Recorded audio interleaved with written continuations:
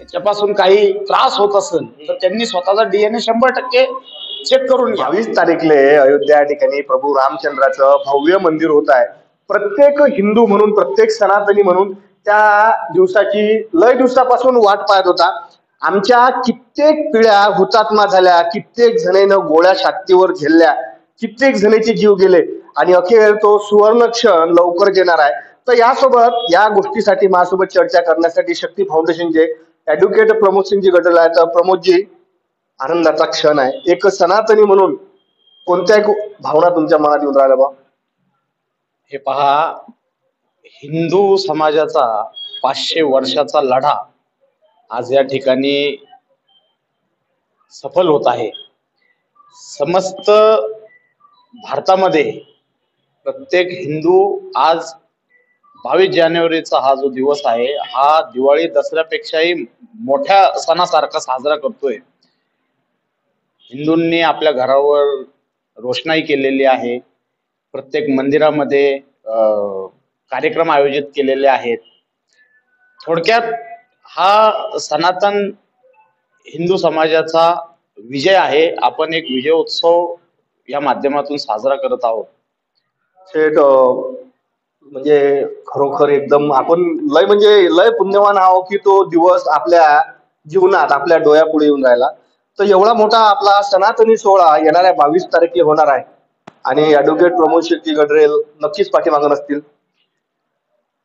मीच नाही तर संपूर्ण समाज, आज हिंदू समाज हा 22 तारखेचा उत्सव साजरा करत आहे. आपण ही या ठिकाणी सुंदरकांड भजन संध्येचं आयोजन केलेलं आहे. विष्णुदासजी महाराज आहेत, त्यांच्या मुखातून समाजाला या ठिकाणी सुंदरकांड ऐकायला मिळणार आहे.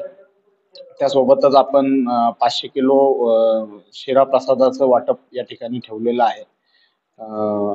1111 दिव्यांचं आपण दीपोत्सव या ठिकाणी आयोजित केलेला आहे. म्हणजे थोडक्यात आपण आपल्या, जसं तुम्ही म्हणले की आपण भाग्यवान आहोत, आपण खरंच भाग्यवान आहोत. कारण ज्या लोकांनी ह्या राम मंदिर आंदोलनामध्ये स्वतःच्या प्राणाचा त्याग केलेला आहे, आज ते लोक आपल्यामध्ये नाहीयेत, परंतु त्यांच्या त्या त्यागाचं हे फळ आज संपूर्ण हिंदू समाजाला इथे मिळत आहे. शेठ, तुमचा मध्यंतरी अयोध्या भूमीत तुम्ही जाऊन आले आहे. त्या ठिकाणची अतिभव्यता मला तर काही, मी जरा पापीच म्हणायला लागेल बाबा, मला तर अजून पाहायला भेटलं नाही. तर कशा प्रकारची अतिभव्यता आणि त्या पतित पावन भूमीत त्या शरयूच्या काठी गेल्यावर कशा प्रकारचं एक सनातनी म्हणून तुमच्या मनात शब्द आले? थोडक्यात जर सांगायचं झालं तर दर्शन मात्रे मन कामना पूर्ती. शब्दामध्ये तिथली भव्यता दिव्यता आपण व्यक्त नाही करू शकणार.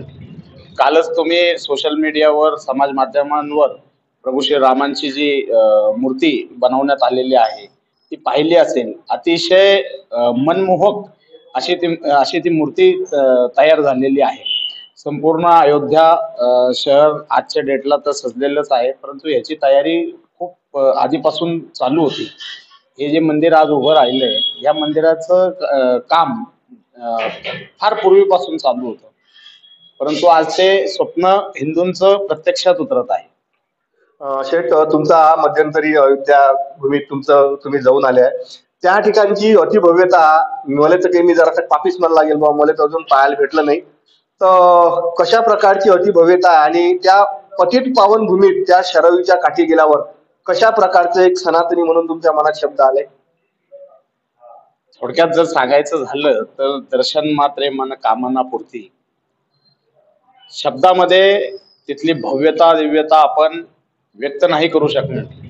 कालच तुम्ही सोशल मीडियावर, समाज माध्यमांवर प्रभू श्री रामांची जी मूर्ती बनवण्यात आलेली आहे ती पाहिली असेल. अतिशय मनमोहक अशी ती मूर्ती तयार झालेली आहे.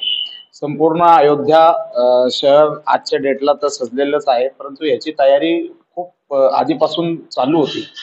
हे जे मंदिर आज उभं राहिलंय, या मंदिराचं काम फार पूर्वीपासून चालू होतं, परंतु आज ते स्वप्न हिंदूंचं प्रत्यक्षात उतरत आहे. शेठ, एक अविस्मरणीय दिवस 22 तारीख लवकरच जवळ येत आहे.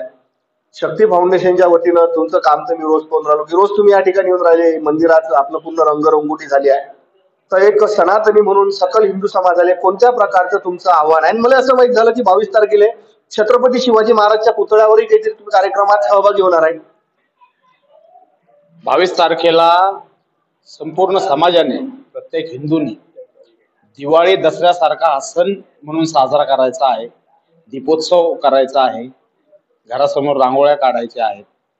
जिथं शक्य होईल तिथं जिथं मंदिरं असतील, जिथं कार्यक्रमांचं आयोजन केलेलं आहे, मोठ्या संख्येने हिंदू समाजाने त्या ठिकाणी एकत्र व्हायचं आहे आणि एक हा अविस्मरणीय असा आनंदोत्सव साजरा करून टाकायचा आहे. तर हे होते ऍडव्होकेट प्रमोद सिंगजी गडरेल. याच्यासोबत येणाऱ्या 22 तारीखचं म्हणजे प्रभू रामचंद्राचं आता खरोखर अयोध्या नगरीत आगमन होणार आहे. मी बोलताना सुरुवातीला सांगितलं की आमच्या कित्येक पिढ्यानं रामचंद्र राम मंदिरासाठी ज्या प्राणाच्या आहुत्या दिल्या, आता ते आमचं स्वप्न पूर्ण होत आहे. प्रत्येक ठिकाणी भव्य कलश यात्रा निघत आहे, सोहळे होत आहे. मला लय घराचे फोन येऊन राहिले की भाऊ तुम्ही त्या ठिकाणी या, पण मी प्रत्येक त्या ठिकाणी येऊ शकणार नाही. पण खाली गेले डिस्प्लेवर मी माझा नंबर टाकलाय, जो 97 63 70 31 85 हा एक मी नंबर टाकलाय. तुमच्या एरियात ज्या पद्धतीनं राम मंदिराच्या उद्घाटनाचा सोहळा होणार आहे त्याचं तुम्ही मला आडवं मोबाईल फुटेज घेऊन HD मध्ये डॉक्युमेंट मध्ये नक्की पाठवा. मी तुमच्या एरियाच्या नावानिशी ते त्यावर टाकणार. आणि एक 22 तारीखला होणारा सोहळा याची देही काय ते बरोबर आहे. ते मोठे म्हणजे मलेच तर माझ्या अंगावर काठी उभे राहून राहिले की बरा कार्यक्रम 22 तारीखला पाहायला भेटणार आहे. आणि तो कार्यक्रम पाहण्याचा साक्षीदार आम्ही आहो, तुम्ही आहात, मी आहो. आपण खरोखर पुण्यवान लोक आहो की येणाऱ्या 22 तारीखला अयोध्येत प्रभू रामचंद्राचं भव्य मंदिर होत आहे. आणि जयचे या मंदिराबद्दल पोट दुखत असतील तर शेठनं सांगितलं, काय सांगितलं शेठ? DNA टेस्ट करून घ्यावा त्यांनी.